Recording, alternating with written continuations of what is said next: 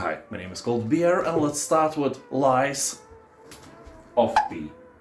In this Souls-like game, you are a puppet who's caught in a web of lies with monsters and untrustworthy figures. You are awakened by a mysterious voice that guides you through a plagued city of Krat, a once lively place that has been poisoned by madness and bloodlust. If this description reminds you of your ex, then all good, you are half ready for the adventure. Here you will develop a unique combat style to counter your enemies by weaving together dynamic weapon combinations and activating new abilities. Lies of P is a reimagined fairy tale of Pinocchio, reinterpreted as a dark, grim narrative. You know, a Pinocchio for adults. When you lie, it's not the nose that's growing. If you add another P to the name of the game, you will understand what I have in mind. No, really, nothing like that, it's a joke. I played the demo version of the game and all I gathered was, again, that I suck at Souls-like games and I shouldn't even touch them. If you are like me, avoid this title. Few hits from big enemies and you are dead, and you will have to replay the whole chapter again. If that doesn't scare you, keep in mind that the game has around 90% of the positive review score and is probably a thing you want to try.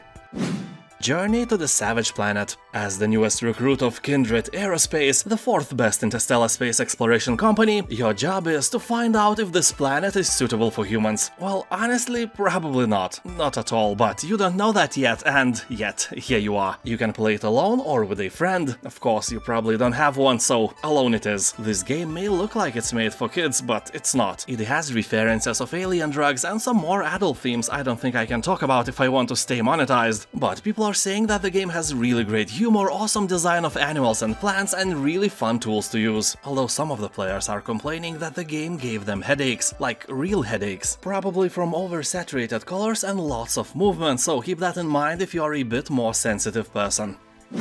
Dandy Ace. So Dandy Ace is a fast-paced roguelike experience hugely inspired by Hades, but not blindly copying it. Here you'll become a fabulous magician seeking to combine and use your magical cards while fighting and looting your way to defeat the green-eyed illusionist who has imprisoned you in a cursed mirror.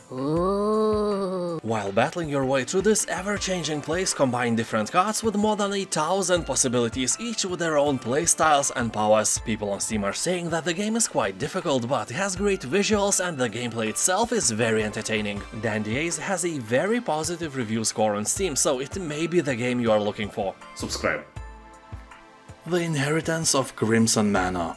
Here you'll experience a Penny Dreadful-like gothic horror story set in a beautiful Victorian-era manor with a dark secret within. The horror aspect is only in the gothic dark tone narrative. Here you won't find any monsters or jump scares. It's a calm detective puzzle-solving experience enshrouded in an amazing atmosphere. To be honest, most puzzle games lack this outer layer to connect all the dots, to set the mood and so on, but The Inheritance of Crimson Manor does this in a charming way. Here you'll find Resident Evil-inspired level unlock design, dynamic hint system for less fortunate ones in the IQ field, logic and inventory puzzles, non-linear exploration, and a cool horror story that holds all of this together. You know, it holds the story and not your hand, or...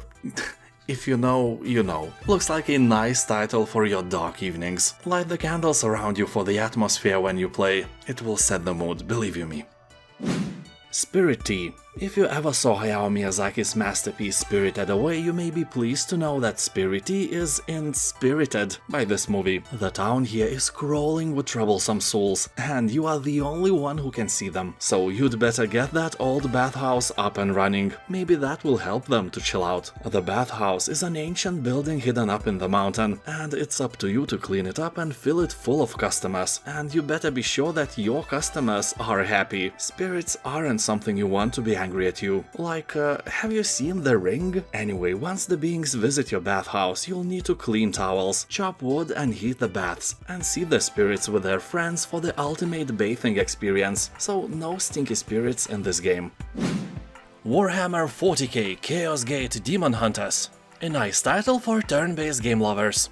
Here you will lead humanity's greatest weapon, the Grey Knights, against the corrupting forces of chaos in this brutal and fast-paced RPG. Yeah, somehow turn-based can be fast-paced as well. Deal with it. So here you will root out and put a stop to an insidious plot to infect the galaxy with a bloom, an intergalactic cosmic plague capable of rotting worlds into oblivion. Armored with fate, shielded by devotion, your company's very existence is rooted in mystery and forced with mind wipes and executions. You'll experience life in the 41st millennium and follow the journey of these elite warriors in a narrative-driven gameplay.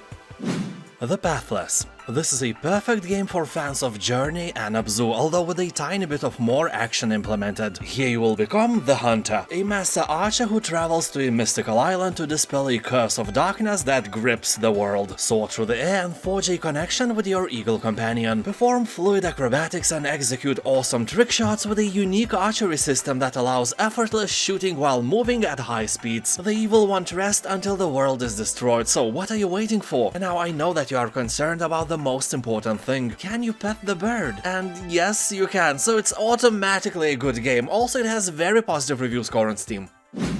The Witness. I hate this game. The Witness is for smart people with great memory, and I'm none of these people. And although I like puzzles and all that, but by playing Witness I realized that I'm way dumber than I imagined. So if you like to test your memory and IQ, this is a great title for you. Just keep in mind that the results can be a bit disappointing. The game itself is set on a beautiful open-world island where you have to crack all the riddles to unveil a terrible secret. If you are not some puzzle maniac, you will never get there. But at least the game will show you your limits.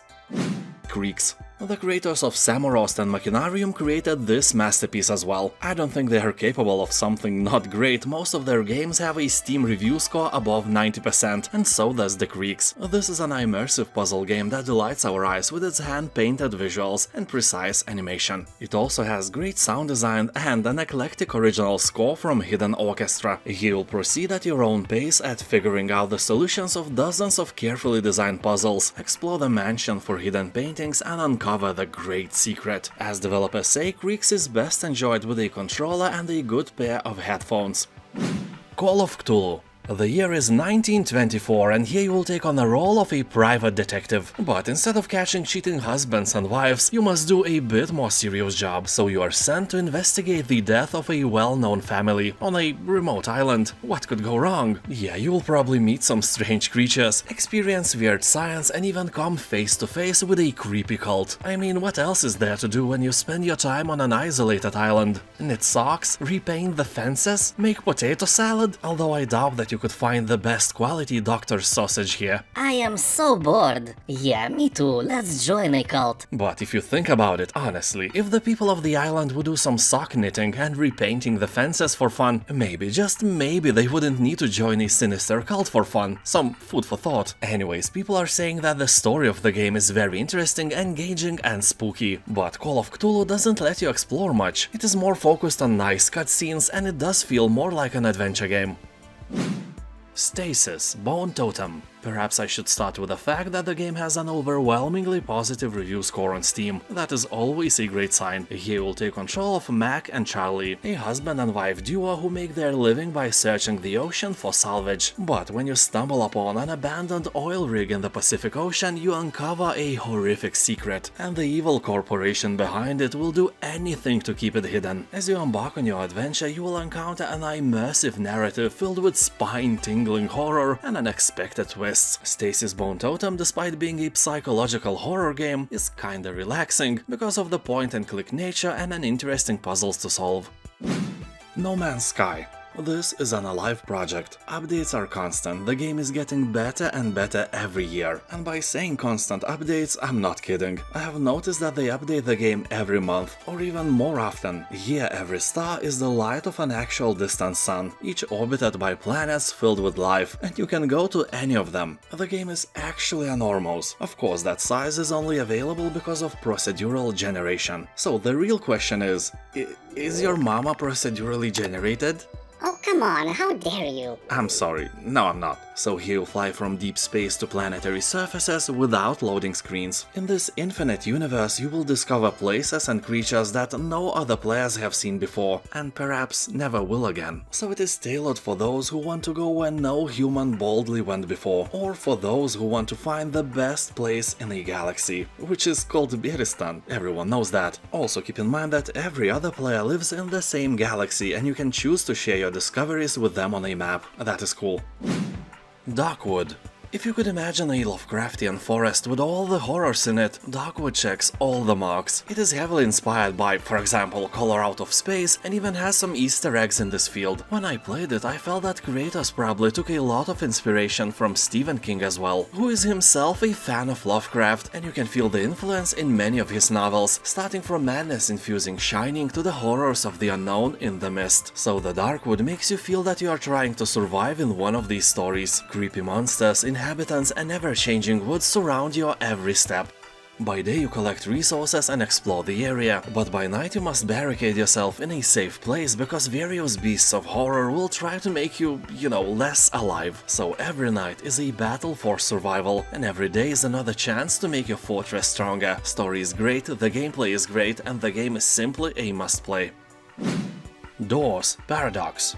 Have you ever played the game named The Room? This is basically the same. You'll try to search for clues, click on things, unlock various drawers, attach pipes, melt uranium, and do many other crazy things in order to unlock the doors to the next level, which will contain more doors. Yeah, here you'll find 58 door puzzles, set in 13 unique realms. The puzzles are not very hard. I played the demo, you can also try it on Steam for free, and I don't think I was seriously stuck in any place. But I have to warn you, the game is actually addictive. I just wanted to solve one door to make an impression about the game, but I spent an hour or so solving puzzle after a puzzle. Game is really satisfying and well made. And now thank you for watching, have a nice day and I'll see you next time. Subscribe.